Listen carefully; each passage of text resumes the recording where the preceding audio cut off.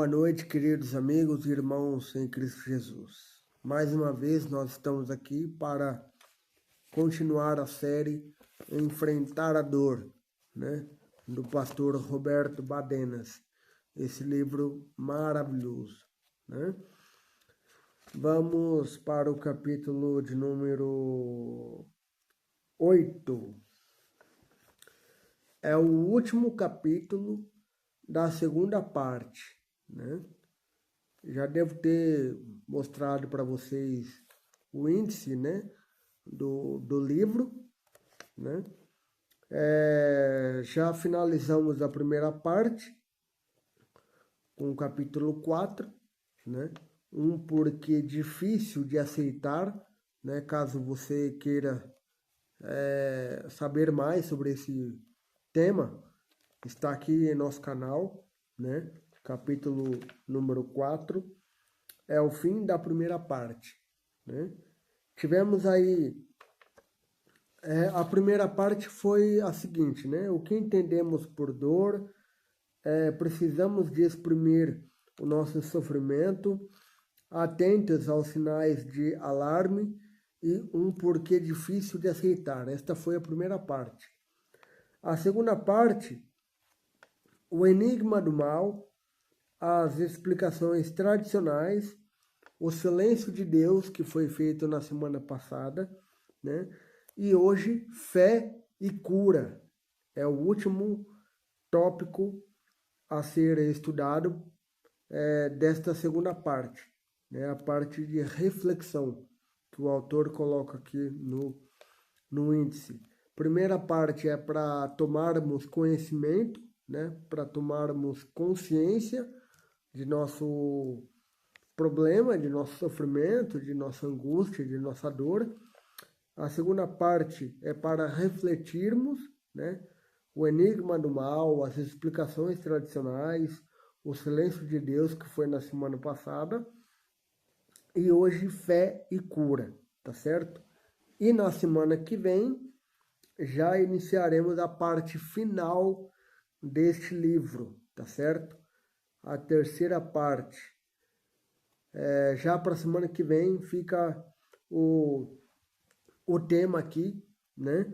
Aprendendo a aliviar a dor. O próximo tema, tá bem?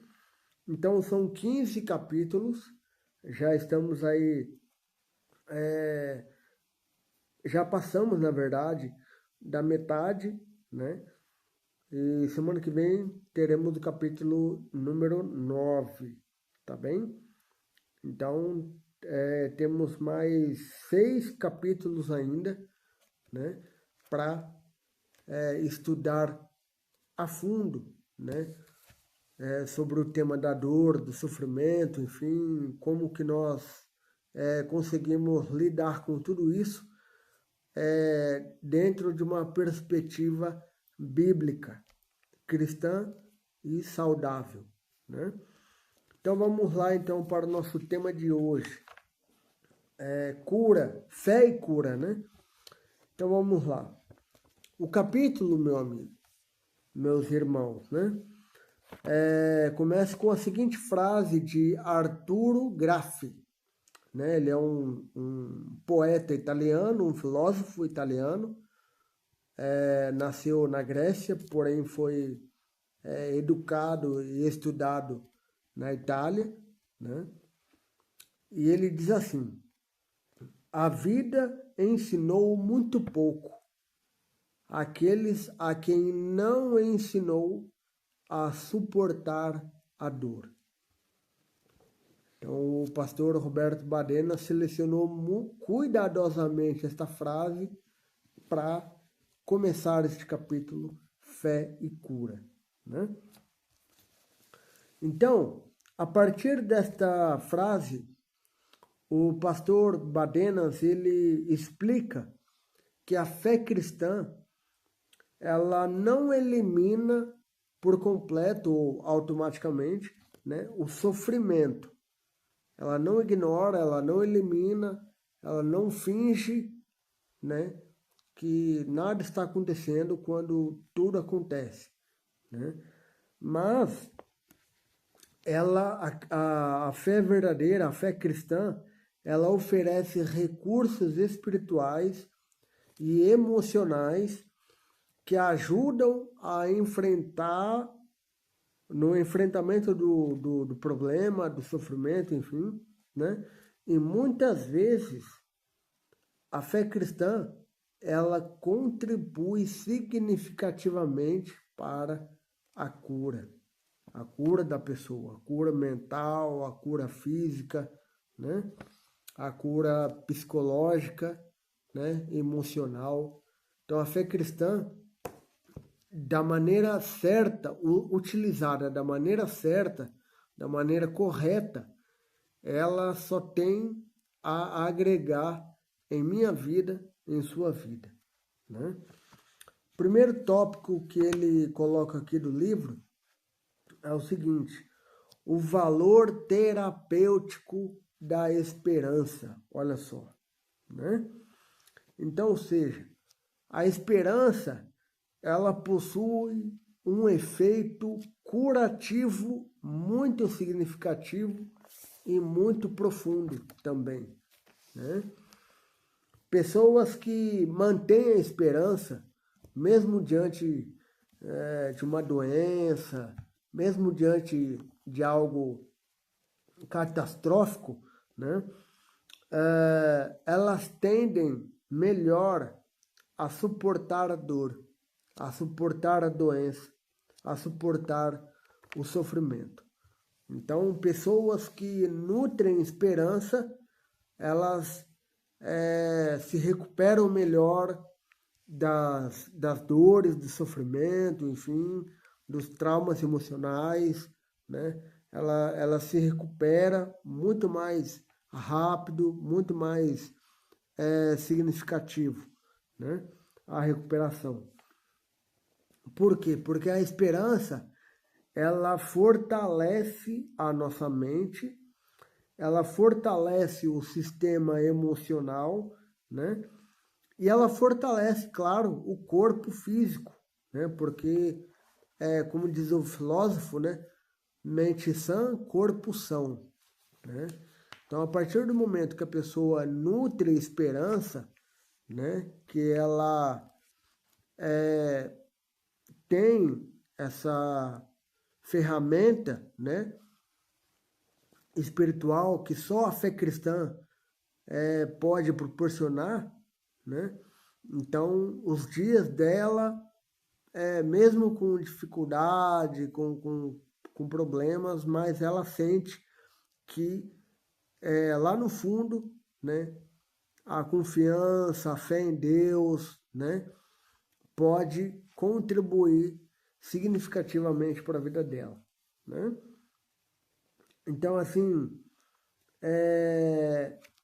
quando a esperança ela nos encontra, né, ela contribui, ela cria condições favoráveis para a nossa recuperação de qualquer doença que seja, desde a mais grave até a menos problemática.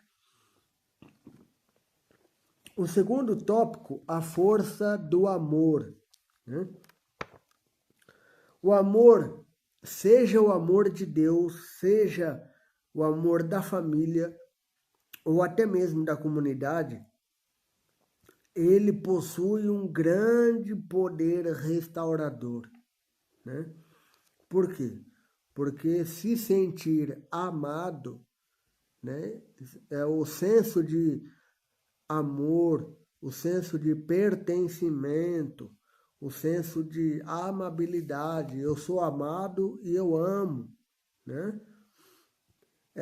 Diminui significativamente, né, a solidão da dor e ajuda profundamente o doente a manter coragem, né, para continuar lutando, né? Muitas vezes temos aí história de pessoas, né, familiares nossos, amigos, conhecidos, né, que passam aí determinada doença, né?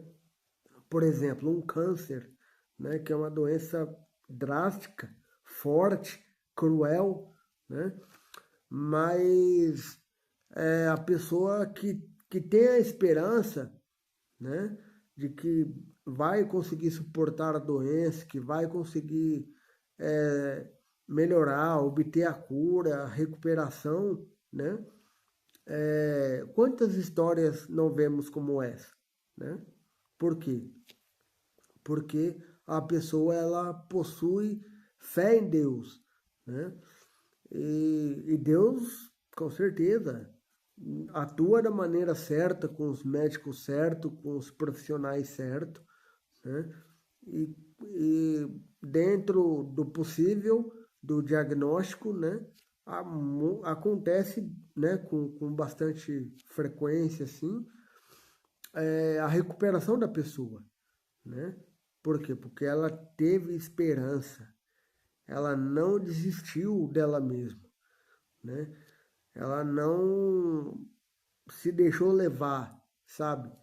Ela encarou mesmo com fé, com resiliência, clamando as promessas de Deus, né? Para a vida dela, para a vida dos familiares, enfim, né? E a cura acontece, né? E por vezes também a cura não acontece também, né? Temos de entregar cada dia mais a nossa vida nas mãos de Deus, né? Deus, com certeza, ele, ele sabe o melhor para cada um, né? Ele sabe como conduzir as coisas, né? Da maneira como lhe apraz. Nem sempre é como nós queremos, como nós gostamos, né? Isso é verdade, né? Mas Deus é soberano, né? Deus é soberano. E por isso temos de entregar nossa vida a Ele, né? Para que nós tenhamos aí paz e tranquilidade, né? Para enfrentar qualquer situação, seja ela boa, seja ela má, seja ela agradável ou não, né? O amor a Deus, a confiança, né? Nós vamos abordar esses assuntos agora, né? O poder da fé, né? A fé, ela produz confiança, né? Quanto mais fé nós tivermos em Deus, mais confiantes nós temos, né, para com Deus. Nós desenvolvemos também serenidade, sentido para a vida, como eu falei há pouco, né? Mesmo em situações difíceis, né? Por quê? Porque a fé, ela é o norte, ela é um caminho, ela é o mapa, a bússola, né? Que nos conduz, né? A Cristo Jesus, né? Ela não garante cura física. Olha, o que eu falei há pouco, né? Às vezes acontece a cura e às vezes não, né? Então, a fé tem essa perspectiva. Ela não garante a cura, né? Em todos os casos. Mas é como eu falei, né? Mas oferece equilíbrio interior e força espiritual em Deus, né? Para enfrentar o sofrimento, né? Então a fé ela produz isso. Ela produz equilíbrio na vida das pessoas, né?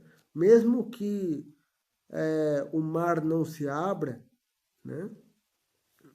Não, eu não vou desistir, né? Como diz aquela música do Jefferson Pilar, né? E se o mar não abrir? Se o mar não abrir, eu não vou desistir, não vou duvidar. Deus está no controle. Deus tem a chave do inferno. Deus está no controle da nossa vida. Independente de, como diz Paulo, quer vivamos, quer morramos, somos do Senhor. Entende? Quando a fé é difícil, claro, com certeza, é difícil viver isso, né? Mas a partir do momento que nutrimos esse pensamento, podemos ter a certeza de que quer morramos, quer vivamos, somos do Senhor. A gente não vai deixar de ser filho de Deus em qualquer hipótese de realidade, vivo ou morto. Nós somos do Senhor. Nós somos feitura do Senhor, né? E Jesus, ele nos ajuda, né, a suportar esses momentos. Ele mesmo passou por dor, por sofrimento, por morte, né? Então, com certeza, ele sabe muito bem do que estamos a passar, né? O quarto tópico, saúde e espiritualidade, né? O pastor Badenas, ele explica que a espiritualidade influencia diretamente, 100%, a saúde, né? Como eu falei há pouco, né? Mente sã, corpo são, né? Ou seja, uma vida equilibrada, né? Uma vida harmoniosa, né? Equilibrada, ela favorece 3 coisas, né?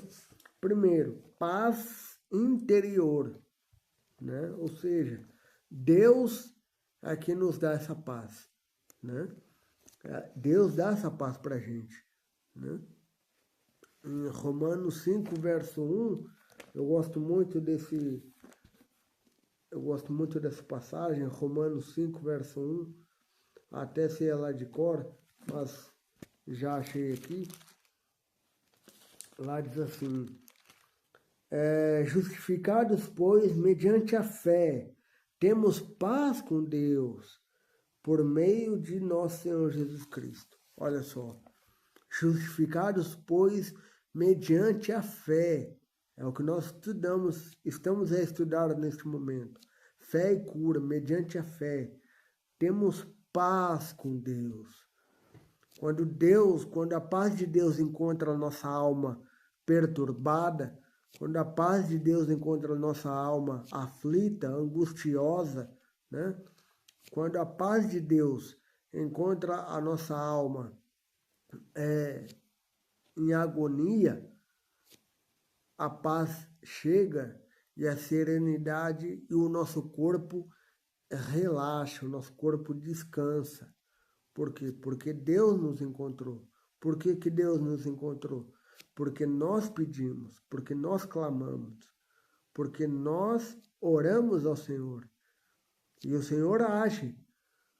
Não pense que Deus é um Deus aleatório. Não. Deus, ele age. Deus, ele cura. Deus, ele transforma.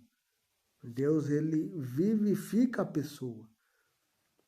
E prova disso é paz. Quando a primeira coisa que ele faz na vida da pessoa, quando a pessoa está perturbada, endividada, problema na família e tudo mais, e você clama por ele, a primeira coisa que ele faz na sua vida é te proporcionar paz.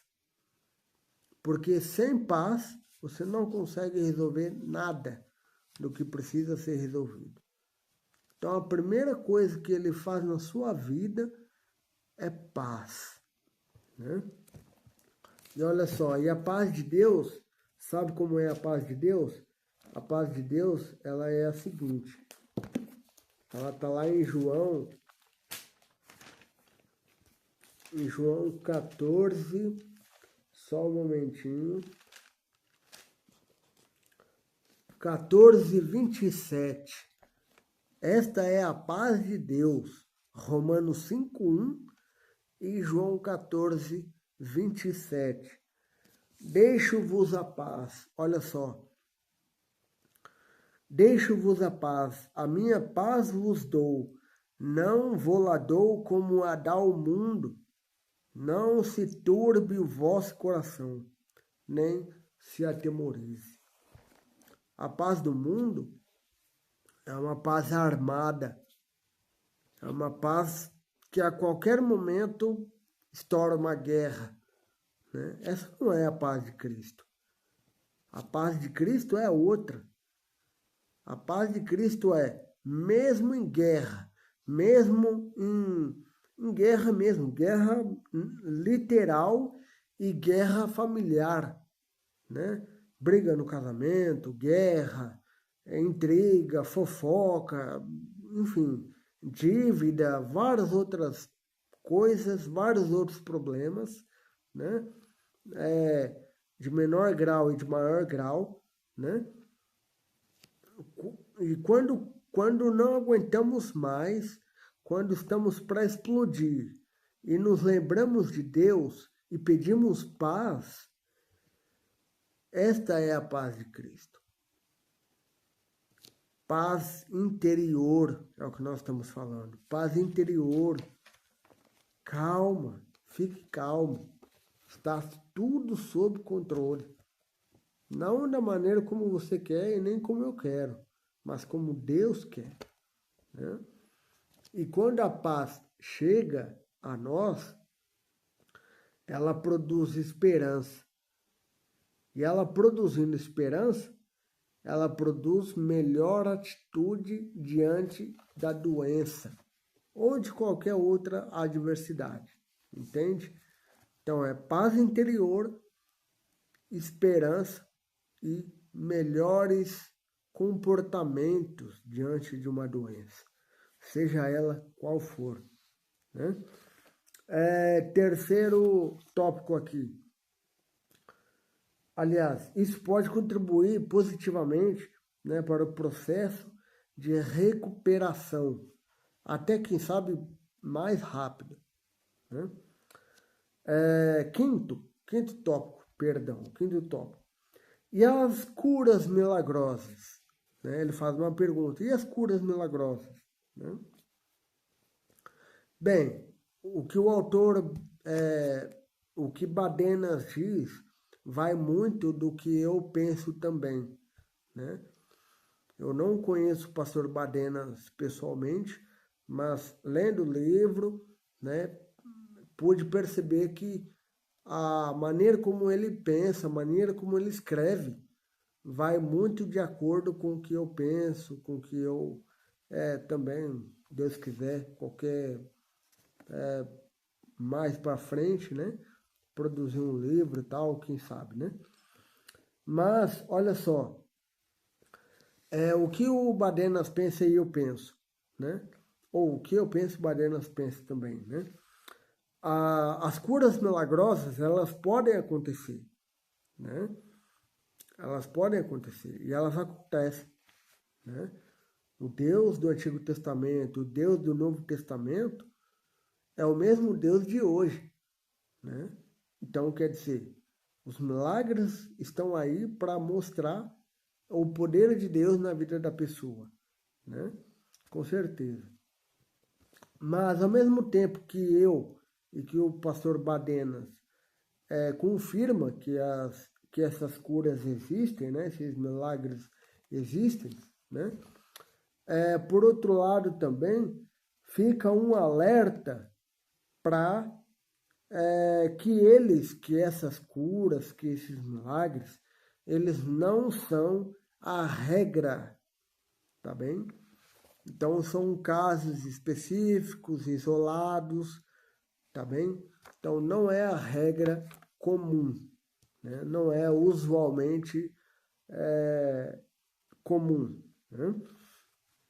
Ou seja, os milagres existem, porém não podem ser tratados como algo automático ou garantido, né? Ah, eu vou esperar o milagre. Não, né? Não é garantia, né? Deus deixou os médicos, os enfermeiros, os psicólogos, os psiquiatras à disposição da humanidade para nos abençoar. Sobretudo, médico cristão, psicólogo cristão, enfermeiro cristão, psiquiatra cristão, né? Sobretudo esses profissionais. Por quê? Porque eles entendem melhor o conceito de sofrimento, o conceito de dor, o conceito de angústia, né? Sob a perspectiva da palavra de Deus. E isso é o que deve ser levado em conta. O sofrimento tem explicação, mas é na palavra de Deus que encontramos explicação. Não é em livro de autoajuda, não é em livros, qualquer outro tipo de cura, né? Mas somente com a palavra de Deus é que podemos entender o porquê do sofrimento, né? Sexto tópico, os milagres são desconcertantes, né? Os milagres, eles são desconcertantes pelo motivo que eu quase falei no tópico anterior. Por quê? Por dois motivos principais. Às vezes acontece e às vezes não acontece. E não necessariamente precisamos depender de acontecer ou não. Nós não podemos ser reféns do milagre, não. Isso é prejudicial para nós. Isso só piora a nossa condição. Nós devemos ir atrás dos profissionais de saúde para poder entender melhor o nosso diagnóstico, para entender melhor o nosso sofrimento e para entender melhor a nossa dor, seja ela emocional ou física, né? Então, Deus deixou os profissionais, ou melhor, Deus deixou a ciência, né? Que para esses profissionais se utilizarem da ciência, né?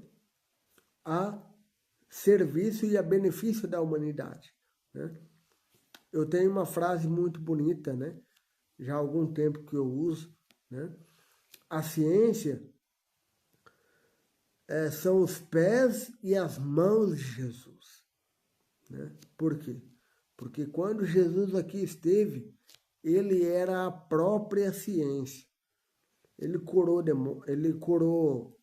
leprosos, expulsou demônios, curou coxos, aleijados, né? Paralíticos, cegos, né? Então, Jesus Cristo era a própria ciência, né? Mas hoje ele não está mais aqui.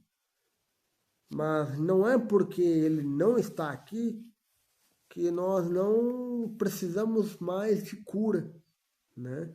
Pelo contrário, precisamos muito e de muita cura, né? Para muita coisa. Então, Jesus deixou a ciência como ferramenta, como conhecimento, né? Para a humanidade se apropriar deste conhecimento, né? Para abençoar outras pessoas, né? Então, a verdadeira ciência, ela se torna as mãos e os pés de Jesus, né? E como eu falei, né? Às vezes milagre acontece, às vezes milagre não acontece, né? Sendo assim, fica muito difícil explicar, né? O porquê aconteceu e o porquê não aconteceu, né? Então, a nossa fé, ela tem que estar baseada em Deus e também na sua palavra. O que passar disso é duvidoso. O que está fora da Bíblia, fora de Deus Pai, Deus Filho, Deus Espírito Santo, é duvidoso, tá bem? E nós devemos manter distância daquilo que é duvidoso, né? Tópico 7. Estamos aí caminhando para a parte final já. Mais uma perguntinha. É conveniente pedir milagre? Né? O pastor Badenas, ele apresenta 6 riscos pelos quais essa pergunta pode não ser relevante, né? E ele apresenta 6 riscos que eu vou colocar aqui, né? De uma fé que está conforme eu falei anteriormente, baseada somente em milagre, né? Então vamos para esses 6 riscos que ele apresenta aqui. Primeiro risco, expectativas enganadoras, né? Ou seja, esperar que Deus resolva tudo e você fica passivamente só esperando, né? Só esperando a cura, só esperando o milagre, né? Muitas vezes pode gerar frustração, né? E também desilusão por parte da pessoa que espera, né? Segundo risco que ele apresenta, relaxamento da responsabilidade pessoal. Ou seja, o que é isso? Nada mais, nada menos do que confiança exagerada em milagres. Isso pode levar pessoas, né, a negligenciar o autocuidado, né? O autocuidado e também cuidados médicos, né? Cuidados ou hábitos saudáveis, né? Esses dois, cuidado e hábito saudável, né? Terceiro risco que ele apresenta, apego ao espetacular, ou seja, quando buscamos milagres, o milagre é extraordinário, é fora da realidade, é fora da casinha, entendeu? Então, tipo assim, ficar só esperando por isso o tempo todo, né? Isso não é bom pra gente, né? Isso pode desviar nossa fé, né? Do verdadeiro propósito, né? Isso pode colocar aí pedras no caminho da fé. E isso é prejudicial a nós, e nós não queremos isso, né? E o quarto risco que ele apresenta aqui é manipulação religiosa. E aqui eu não vou entrar muito em detalhes, infelizmente, né? Pois todos sabemos que existem pessoas de má fé, né? Agindo, tendo esse tipo de comportamento, né? Nas mais variadas igrejas do Brasil e do mundo, né? Então, assim, as pessoas, elas aproveitam da fé alheia, né, para extorquir a pessoa, né, em busca de dinheiro e tal, prosperidade, enfim. Tem outras coisas, segundo as intenções, né, por trás disso tudo.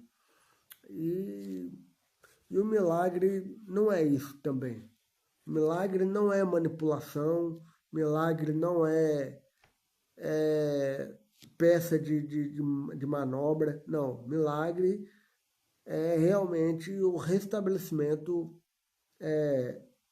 da cura emocional, física, que a pessoa está a passar no momento, né?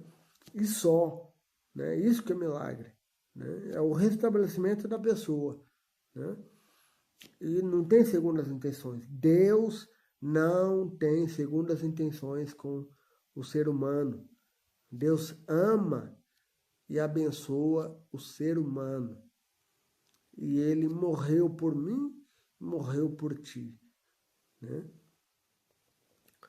E pessoas aos montes são enganadas por falsos líderes, né, que promovem curas espetaculares, manipulações religiosas, curas milagrosas, enfim, né? Penúltimo risco que ele apresenta aqui, né?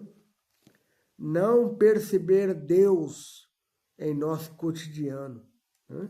Ou seja, quem busca apenas grandes milagres, eu quero um grande milagre, quero abrir o mar, quero ir para a lua sem aquela cápsula, né? Sem o avião da NASA, eu quero ir para a Lua sem um avião da NASA, né?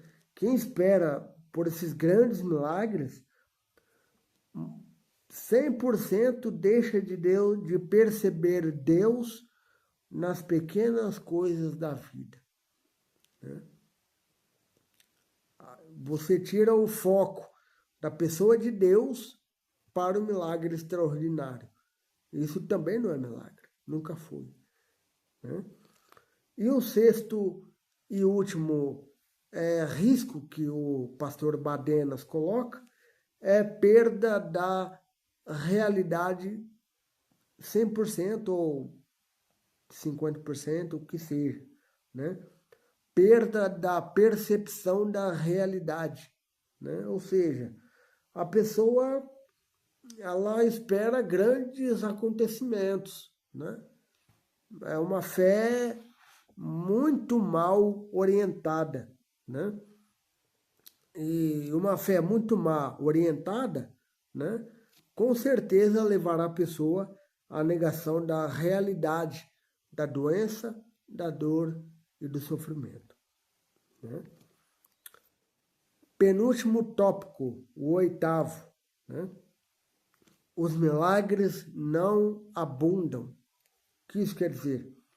Ou seja, embora Deus possa agir e Ele age milagrosamente, os milagres não são frequentes. Eles não são da maneira como queremos, da maneira como desejamos, enfim, né?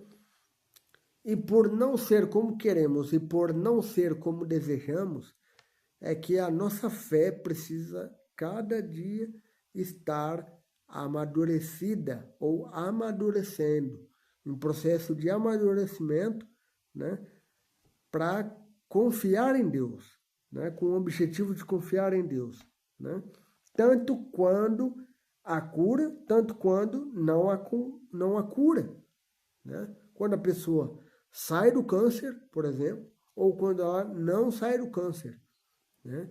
A fé é a mesma, entendeu? Só que a maneira como lidamos com essas duas hipóteses é que vai fazer total diferença na nossa vida, né? Quando a cura acontece, glória a Deus, né? A fé está ali fortalecida, né? Aquecida, né? E quando a morte acontece, né? A fé também tem que estar firme, né? Claro, isso não ignora a fragilidade humana, conforme nós já falamos aqui até o presente momento com esta série, né? Então a fé ela não ignora a fraqueza humana, o choro, ela não ignora isso, né? Mas independente da situação, a fé ela tem que nos dar equilíbrio. A fé ela tem que nos direcionar. A fé é uma bússola, conforme falei, né, que nos aponta para Cristo Jesus, né?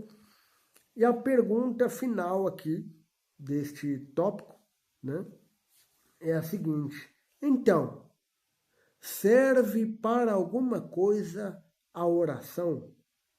Será que a oração serve para alguma coisa? Tem alguma finalidade ao orarmos a Deus, ao clamarmos por cura, enfim, ou quando não há cura, como é que fala? Serve para para alguma coisa?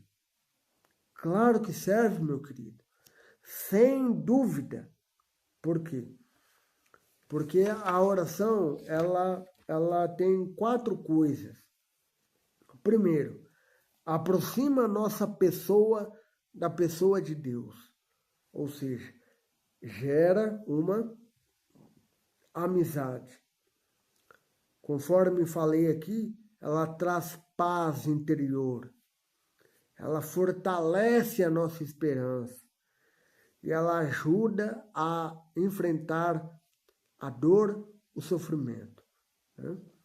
Mesmo quando não ocorre uma cura física, a oração ela produz cura espiritual e emocional, tá bem? E para concluir, né? A fé, o amor e a esperança e a espiritualidade têm tem grande influência na forma como lidamos com a dor, né? Milagres podem acontecer, como também não pode acontecer.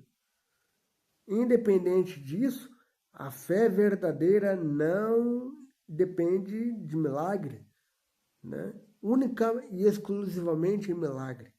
A fé verdadeira, a fé cristã, ela está baseada na pessoa de Deus Pai, Deus Filho, Deus Espírito Santo e na sua palavra, né? A fé, ela é um processo, ela é um motor, né? Por quê? Porque nós estamos em processo, em amadurecimento, né? E ela é um processo diário, né? Ela é um processo diário. E quanto mais desenvolvermos a oração, a confiança, a entrega, né? A amizade com Deus, melhor condições teremos de enfrentar qualquer tipo de situação, quer seja boa, quer seja ruim, né? Então, meu querido, terminamos aqui. E se você passa por algum tipo de sofrimento, por algum tipo de problema, por alguma situação que tenha tirado o chão de seus pés, né? Procure um psicólogo, um psiquiatra cristão, né? Eu conheço, não pessoalmente, mas eu conheço o trabalho do Dr. César Vasconcelos, né? Ele é um cristão e ele sabe unir a fé e a ciência, né? Com responsabilidade, com cuidado do coração e da mente da pessoa, né? Então veja que buscar a Deus é fundamental, oração é fundamental. E procurar auxílio médico é fenomenal, é fundamental também, né? Porque, como eu disse, a ciência são os pés e as mãos de Jesus, né? E sendo assim, nós não estamos invalidando nossa fé ao buscar conhecimento, ao buscar um tratamento adequado, tá bem? Vamos orar? Querido Pai, abençoe, Senhor, cada um de nós com nossos problemas, com nossas dificuldades, com nosso sofrimento. E que, Senhor, dá-nos a cura, dá-nos paz interior, dá-nos esperança, fortalece a nossa esperança em Ti. Por favor, em nome de Jesus. Amém. Amigo, se este conteúdo tem abençoado tua vida, considere se inscrever em nosso canal, deixe o seu like, comente também aqui a respeito, né? E partilhe para as outras pessoas, tá bem? Então, um forte abraço e nos vemos na semana que vem com aprendendo a aliviar a dor, tá certo? Deus te abençoe.